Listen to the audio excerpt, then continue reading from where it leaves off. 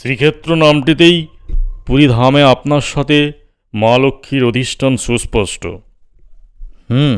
তোমাদের মা শ্রীলক্ষ্মীর পিতা সমুদ্রদেব এই শ্রীক্ষেত্রটি শ্রীলক্ষ্মী এবং আমাকে দান করেছেন।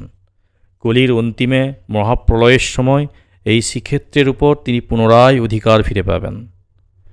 পুরীধামের শ্রী শ্রী জগন্নাথ দেব মন্দিরে যে সকল ভক্ত আপনার দর্শন লাভ করতে পারে না, সেই সব ভক্তদের মোক্ষ লাভের জন্যও তো আপনি প্রতি বছর আষাঢ় মাসে শুক্লা দ্বিতীয়াতে 9 দিনের জন্য আপনি বলভদ্রদেব ও সুভদ্রা দেবীকে নিয়ে মাসির বাড়ি যাওয়ার জন্য সাড়ম্বরের রথযাত্রার ব্যবস্থা করে রেখেছেন।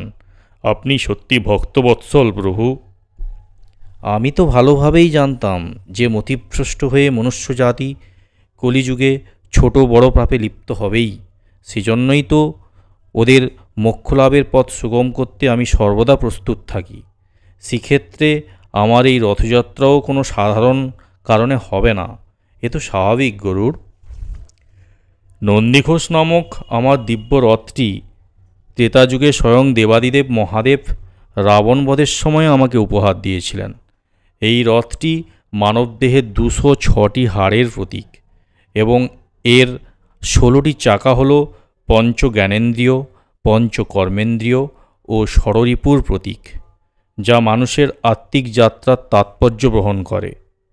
রথের দড়ি হল মন ও বুদ্ধির প্রতীক, যা মানুষের ভেতরের চালিকা শক্তি। রথের সারথি দারুকা ঈশ্বরের ইচ্ছাকে পরিচালনা করেন।